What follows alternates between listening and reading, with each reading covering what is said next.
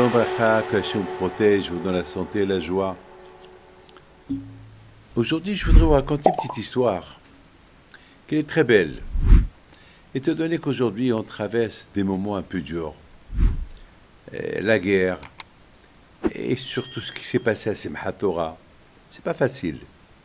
Et avec tout ce qu'on entend aujourd'hui, et vous savez, c'est pas facile, c'est pas facile. Aujourd'hui, on commence le mois de Kislev. Le mois de Kislev, c'est le mois de la joie. C'est le mois des miracles. C'est Hanouka, le miracle qu'il y a eu entre les Hashmonaïm, une petite armée qu'elle a mené un combat contre la grande armée de Grecs et qu'ils ont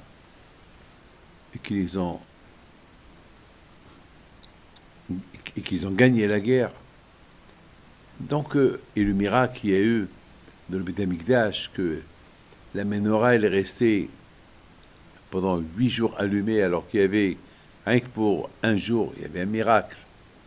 Ça veut dire que ça a donné l'espoir. Vous savez c'est quoi la lumière? La lumière, c'est l'espoir. Vous savez, l'espoir, c'est important. Vous savez, justement, pendant ces moments, ces périodes-là qui sont dures, il ne faut pas qu'on oublie que Hachem nous a donné des mitzvot et que ces mitzvot qu'on fait, ça nous donne de la joie. On n'a jamais vu quelqu'un qui a fait une mitzvah et qui l'a regretté après. Par contre, quelqu'un qui a fait une abera, il la regrette toujours. Quelqu'un qui, au lieu qu'il vole, il ne vole pas, il est heureux qu'il n'a pas volé.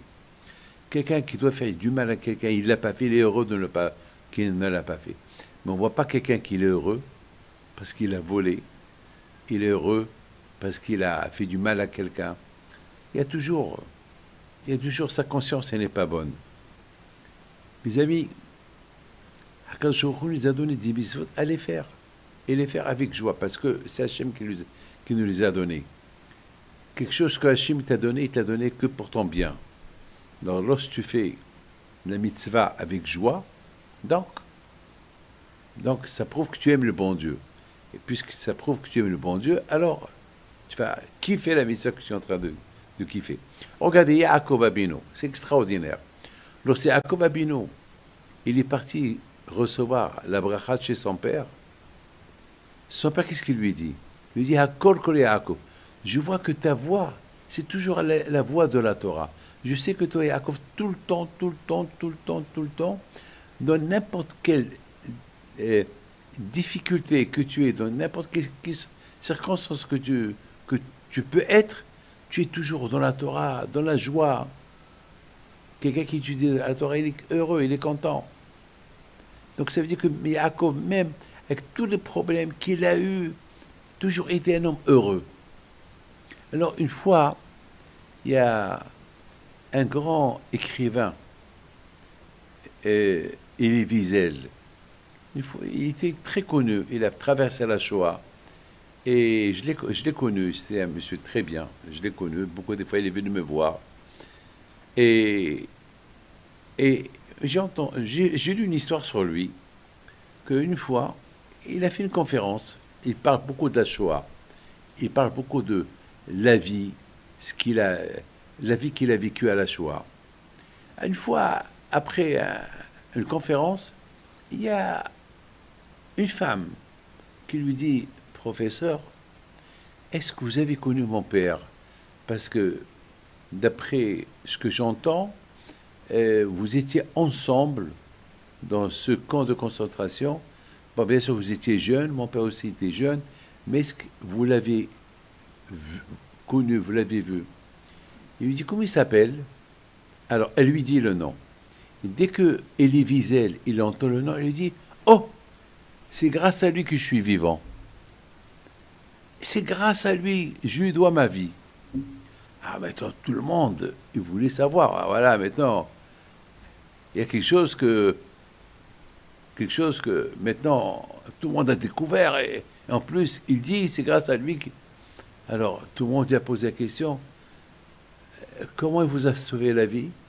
Il leur a dit, lorsque j'étais au camp de concentration, il y avait ce monsieur-là, toujours il chantait. Alors, il dit à sa fille, c'est vrai, c'est vrai ou pas? Tu savais que ton père, il chantait? Oui. Alors, toujours, ton père, il chantait des chants heureux, des chants. Dès qu'on l'entendait, on était heureux de l'entendre. Alors, je suis parti lui demander. Je lui dis, mais comment? On est en camp de concentration, on voit des morts tout le temps. Comment tu es content? Il a dit, écoutez, mon fils, tu es jeune, moi je suis un peu vieux, mais sache que les Allemands, ils veulent nous casser. Ils nous ont enlevé l'envie de vivre. Ils veulent nous casser par la tristesse. Les seuls moyens pour les combattre, c'est de rester heureux. Hé, quel est ton nom? Je m'appelle Élie. Élie, tu veux vivre? Sois heureux. Sois heureux. Invente la joie. Chante. Parce que si tu tombes dans le piège du désespoir, c'est fini pour toi. Mes amis, avec tout ce qu'on entend aujourd'hui, alors, on a compris. La seule chose qui peut nous donner la joie, c'est de faire les mitzvot. Et à la mémoire de ces gens qui sont partis, qui sont morts, que Dieu repose leur âme.